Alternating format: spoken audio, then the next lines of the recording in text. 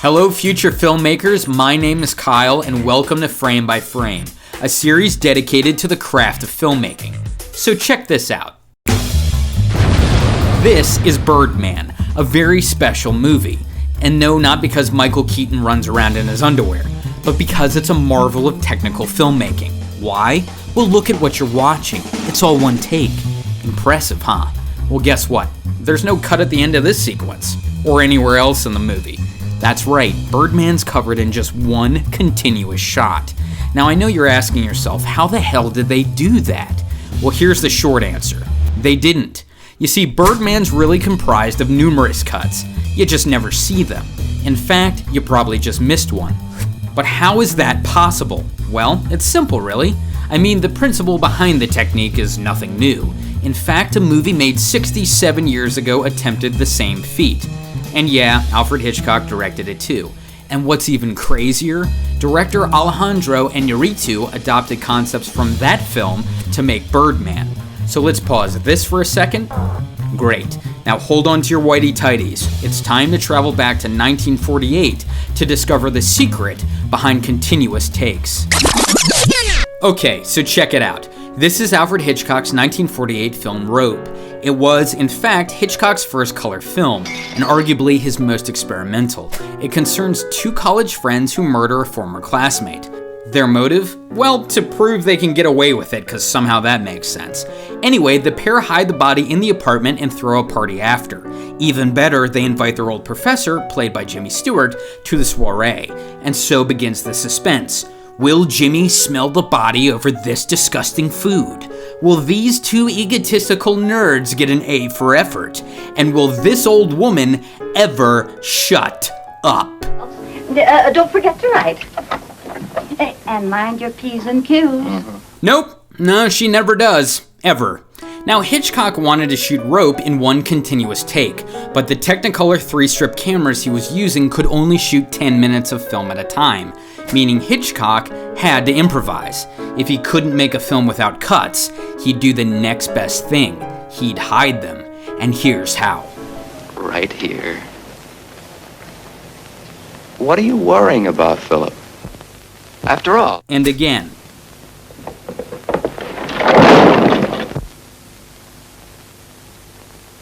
Hitchcock does this 5 times throughout the film.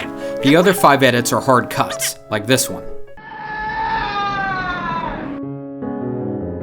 Now, clearly Rope isn't seamless, as many film professors claim it to be, so if yours does, feel free to proclaim he or she is full of shit. But the idea is generally the same. You see, the technique's fairly simple. Obscure the screen to hide the cut.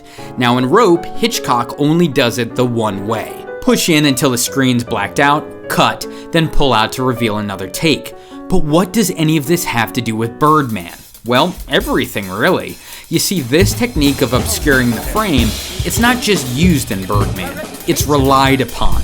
Not with plotting dolly pushes, of course, but in subtler ways. Let me show you.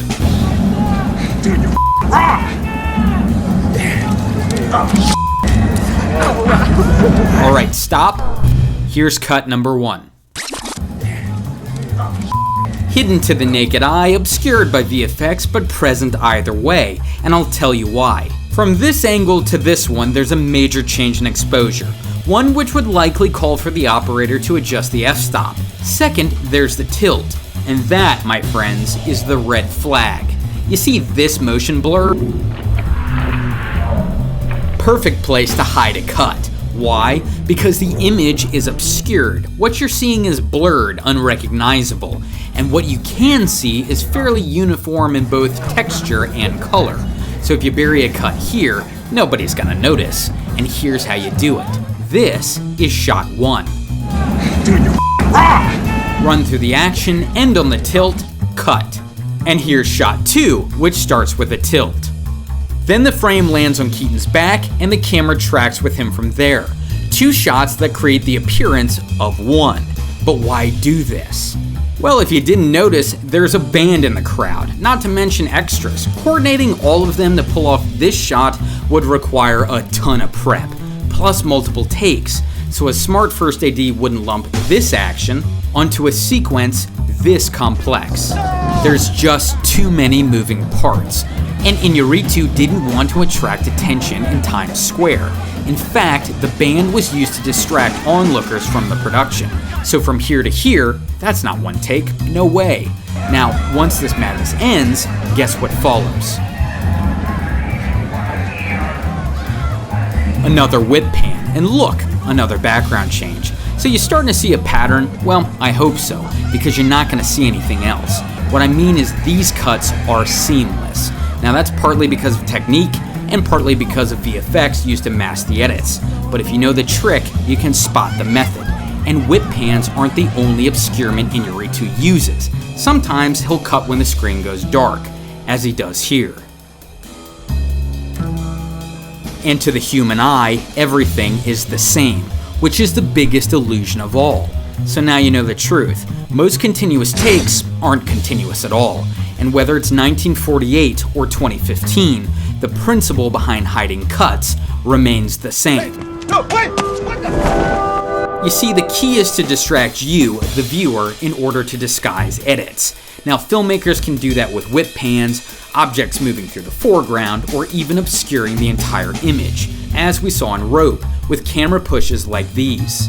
Either way, though, the result's the same. The image is obscured, and so is your focus, creating the illusion of simultaneous action.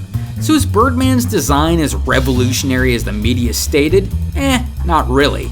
These techniques are almost a century old after all. But Birdman took this concept and gave it wings, perfecting it to such a degree that this movie doesn't just fly, it soars.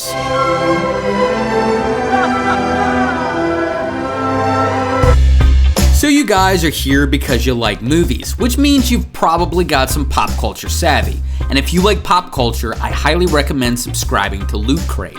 What is it? Well, it's a subscription service that delivers a loot crate like this one to your house every month. Inside is an assortment of gear, apparel, and collectibles. The theme changes every month, as do the items, but each crate contains a $40 value for less than $20 a month. So to get your loot crate, sign up at the URL on screen. Then enter the code FRAME, which will save you 10% on your subscription. Past crates have included items from movie franchises like Marvel and Star Wars. So listen to your inner film geek and sign up. Those cinematic collectibles are calling for you. More importantly, thank you guys for watching. If you want to check out more Frame by Frame, make sure to click the frame to the left. Or if you want to check out a film theory episode on how terrifyingly close we are to Skynet actually being a plausibility, click the frame to the right. And make sure to subscribe to this channel, Film Theory, for more awesome cinema-related content. And until next time, my name is Kyle, and this has been Frame by Frame.